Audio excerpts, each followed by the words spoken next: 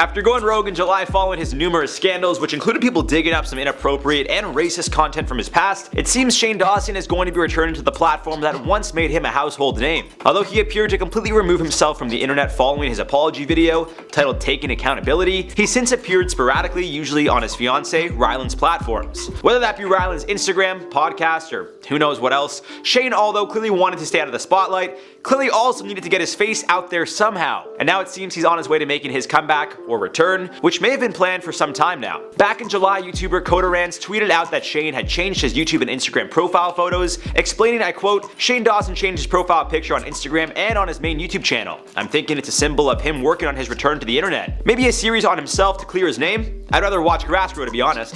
You and I both. Before we go any further though guys, if you could give this video a thumbs up, I'd really appreciate it as it really helps the channel. Now in September, Shane made a little appearance on Rylan's channel, which to no surprise, garnered mixed reactions. It was the first time the majority of us had seen Shane since his livestream meltdown and apology video dropped back in July. I don't know why I'm calling it an apology video, it wasn't really so much an apology as it was just him taking accountability. Shane has since appeared in a handful of his fiance's videos, as well as posting on his own Instagram for the first time in October since the summer. It was to promote Rylan's podcast and celebrate his birthday, which Shane wrote, I quote, "I wasn't planning on coming back to the internet for a while, but today's a special day for my best friend, and I want to be there for him the way he has always been there for me. He's been my rock and my best friend since the day I met him. He's always been there for me and helped me be more kind to myself, which is something I've always struggled with." Since his disappearance, Shane has also dropped new merchandise twice, but it's unclear how the sales went because he obviously didn't promote it all that much. In his selfie on his story, Shane continued on with the caption reading, "I probably won't be back for a while, but I just wanted to say hi and support my man. Hope you guys are having a good day." At the beginning of November, Shane then posted a handful of photos to his story, celebrating the 1-year anniversary of his conspiracy palette with fellow YouTuber Jeffree Star. He said it was one of the best moments of his life,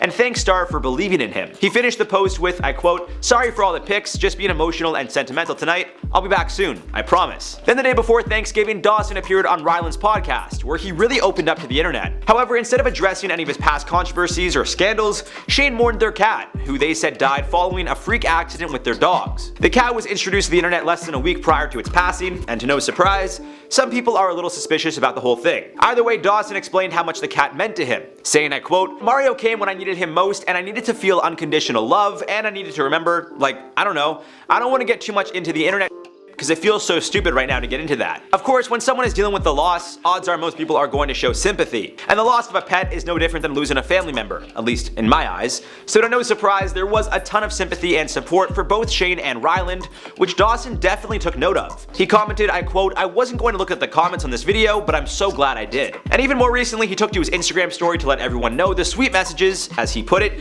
from everyone made his year. However, it seems Shane isn't fooling everyone, as Shannon, who runs the YouTube channel Creepshow Art, explained Shane is just doing what he has to for his return. I quote her saying, "He is a very intentional businessman who has made his way into the world incredibly well to the tune of millions of dollars. Everything he has done because he is a smart businessman who knows how to use his audience." Referring to how Shane is sporadically appearing on his fiance's podcast and channels, instead of posting to his own channel out of fear of backlash and losing subscribers, Shannon thinks Shane is gauging interest from his truest fans, who also support Rylan. And to no surprise, a lot of the comments are asking for Shane's return, which is also likely because he's trying to get back to his roots of the cleaner, more nostalgic Dawson that turned him into the star he once was. As of now, it's unclear when Shane is going to officially make his return. Maybe he'll wait until the new year, as to quite literally start a new chapter. That being said, people don't forget. However, as we've seen time and time again on the internet, they certainly do forgive. Not that there's anything wrong with forgiving, I believe people change, but at some point you gotta put your foot down as well. I guess Shane is going to have no choice but to try and carefully make his comeback, while leaving his fate in the hands of the internet,